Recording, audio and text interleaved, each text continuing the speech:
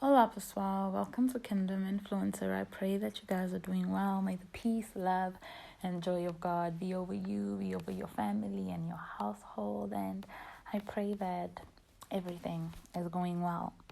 I want to encourage you guys with a little word that no matter what you are going through right now, I want you to know that God is in control.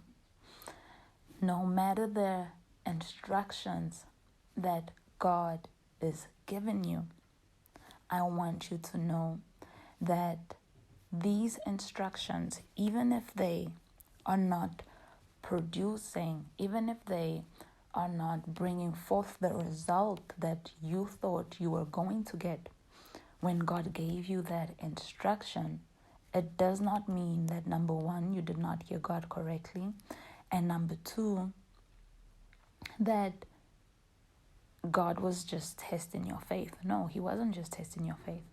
It's because God needed you to do what you had to do so that you can see that final picture, so that you can actually grasp how everything is going to happen. I hope that made sense. But that is to say that I know that sometimes God tells us do this. God tells us go forth and say this. Whatever instructions, right, that God gives us. In our nature, we already see the end result, It's like, our faith starts popping like popcorn, and we are already like, oh my gosh, then this is going to happen and this is going to happen. Then if God's telling me to do this, then it only means that the result is going to be this.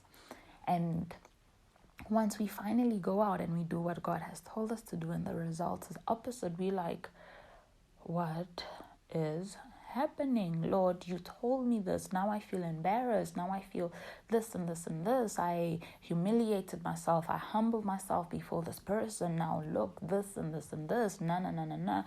And we get that moment where we are upset with God, where we cry and we're like, how could you? How could you? But God has shown me that He is still in control, and that the instruction He gave you, it was needed. It was needed for you to do that. It was needed for you to say that. And when He was ministering this to me, He had first taken me to the book of Ruth, right before He went on. And in the book of Ruth, chapter 2, from verse 2 to 3, it says, So Ruth the Moabite said to Naomi, Please let me go to the field and glean heads of grain after him in whose sight I may find favor. And she said to her, Go, my daughter. Then she left and went and gleaned in the field after the reapers. And she happened to come to the part of the field belonging to Boaz, who was the family of Elimelech, right? So we see that Ruth said to her mother-in-law, Naomi, let me go glean, right? Let me go glean. Let me go into the field.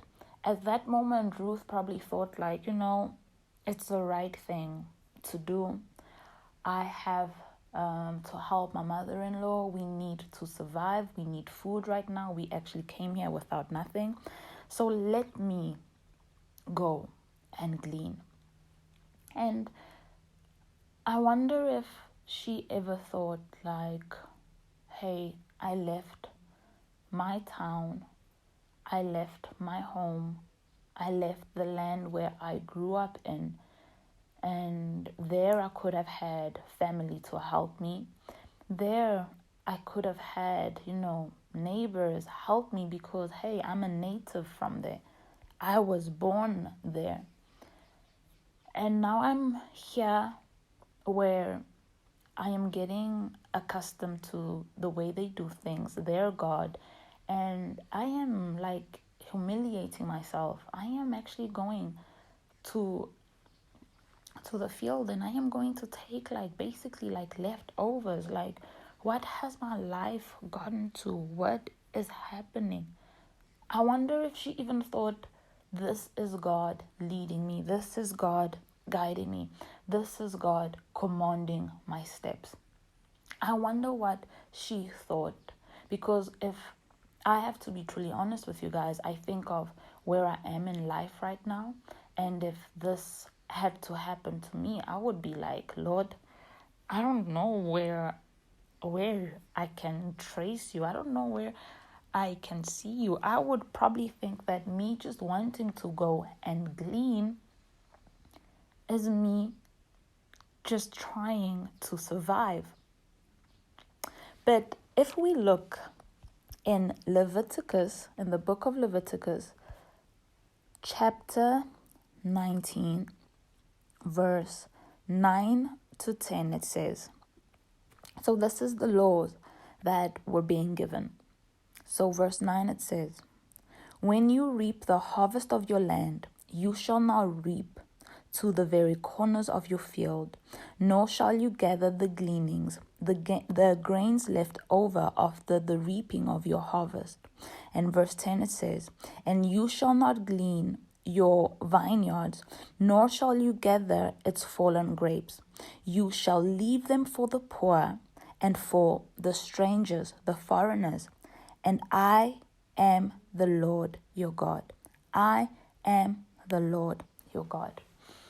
So, as the Lord took me to that and the Lord started speaking to me, He started revealing how this law was put in place with Ruth in mind.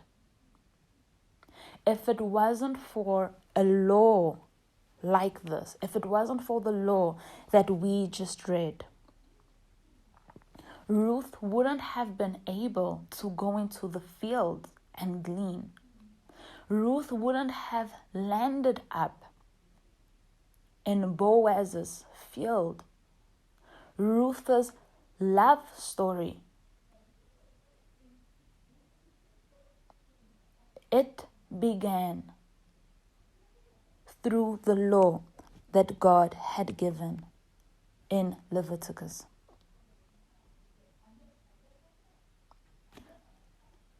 So, when the Lord started speaking to me about that,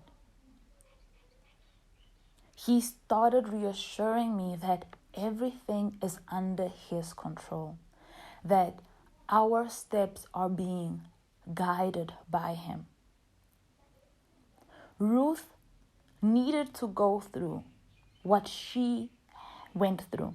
Ruth unfortunately lost her husband. Ruth unfortunately had to, fortunate and unfortunately, I guess, had to leave everything behind and go on this new journey. Little did she know that all of this was God leading her to her spouse, leading her to a person that God was going to use for her to be exalted, for her to be honored. Ruth left her mother-in-law that day and went to glean. What allowed her to say, I am going to go glean, I am going to go to the field of whoever I find favor with, was a law that God had already put in place. Everything that God is calling you to do, everything that God may require of you, it is necessary that you do them. It is needed that you do them, because that is taking you to your next. That is part of your next. Ruth had to go glean in that field. The Lord directed her steps into the field of Boaz. She had to glean, right? She was there looking all scruffy. She was there probably not even smelling too good. But in her being there and doing what she said she was going to do, the desire that was in her heart that she maybe just thought it was her survival instincts kicking in. She needed to do that so that Boaz could lay eyes on her.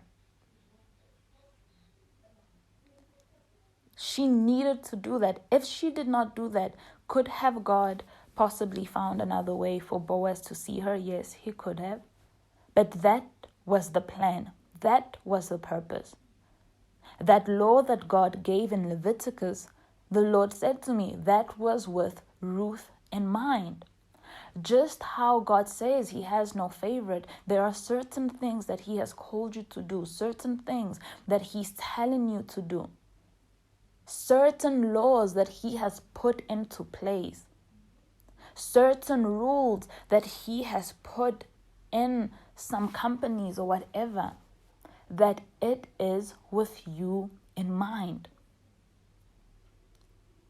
You may not even know it. You may not even think of it that way. But God says, you are important to me, and I truly make all things work together for your good. Ruth having to humble herself, Ruth having to do something that might have been considered as, her humiliating herself. It worked out for her good. It got her to her husband. It blessed her. It blessed her mother-in-law. So if you have gone through something this week where God has told you to do something and it just doesn't make sense, the outcome didn't make sense, remember, God is in control. Remember that God needed you to do that because someone's eyes needed to open. Someone needed to be aware of you. Someone needed to hear your voice. And that is a stepping stone to your next. That is a stepping stone to your next. And don't resist the move of God. Don't resist the instructions of God. I truly believe that somehow God is doing things very different from what we are accustomed to, very different from what we are, very different from what we are accustomed to, very different from what we are used to. He's doing things different. And in him doing this different, it's also for you to draw nearer to him. It's also for you to know him better. It's also for you, to grow in your relationship with him. God wants to show you another side of who he is. Just make sure that you are close to God. Because if you are close to God, you know his voice, and another voice you will not follow. Even if the instruction, even if what you are hearing, what you are sensing seems that it's out of norm, you will still know the voice of your shepherd. You will know that, okay, it is my shepherd telling me to do something different, but I know that it is him because I have drawn near to him.